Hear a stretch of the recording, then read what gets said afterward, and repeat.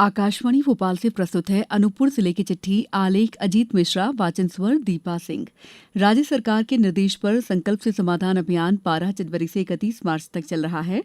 इस अभियान के तहत ग्राम पंचायत और वार्ड स्तर पर शिविर लगाकर घर घर संपर्क के माध्यम से नागरिकों के आवेदन और शिकायतें एकत्र की जा रही हैं। अब तक अनूपपुर जिले में 17,177 आवेदन दर्ज किए जा चुके हैं, जिनमें सबसे ज्यादा 10,334 आवेदन पुष्प राजगढ़ से आए हैं। राज्य मंत्री दिलीप जायसवाल ने अनूपपुर जिले की कोतमा में करीब 9 करोड़ की लागत से बनने वाले नए तहसील कार्यालय भवन का भूमि पूजन किया। उन्होंने कहा कि भवन क्षेत्र के प्रशासनिक ढांचे को मजबूत करने का काम करेगा। होली के त्यौहार को देखते हुए दुर्ग निजामुद्दीन दुर्ग के बीच स्पेशल ट्रेन चलाई जाएगी। ये ट्रेन अनूपपुर से होकर गुजरेगी और दुर्ग, रायपुर, उसलापुर, पेंड्रा रोड, अनूपपुर, शहडोल और उमरिया स्टेशनों पर ठहराव करेगी। यात्रियों की बढ़ती भीड़ को ध्यान में रखते हुए ये ट्रेन दो फेरों में चलेगी। अनूपपुर जिले में नीति आयोग ने संपूर्णता अभियान 2.0 का पुष्पराजगढ़ ब्लॉक में शुभारंभ किया।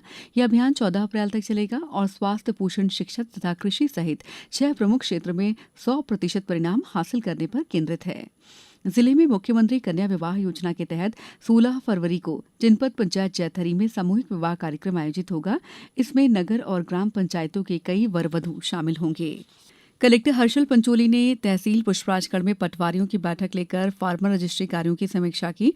उन्होंने 15 दिनों के अंदर फार्मर रजिस्ट्री को प्राथमिकता देते हुए इसे पूरा करने के निर्देश दिए। कलेक्टर ने कहा है कि ई-केवाईसी और आधार लिंकिंग जैसी तकनीकी समस्याओं को दूर करने के लिए विशेष शिविर आयोजित किए जाएंगे।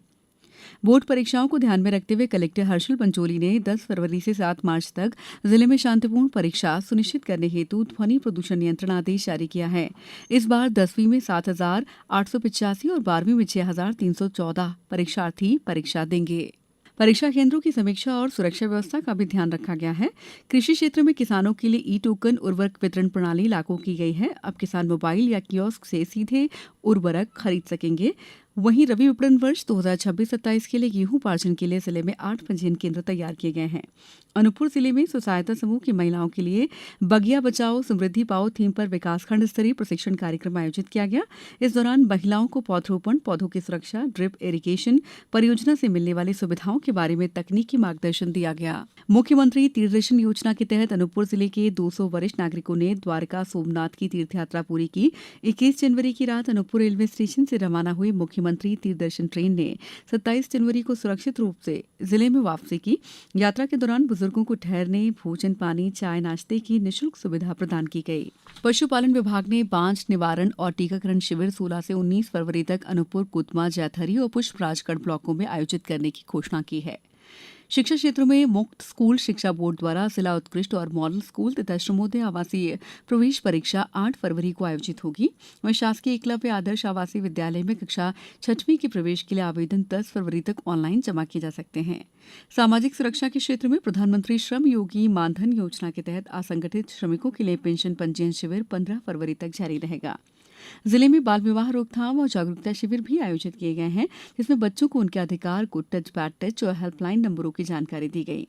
अनूपपुर में शासन की योजनाएं लोगों के जीवन में बदलाव ला रही हैं।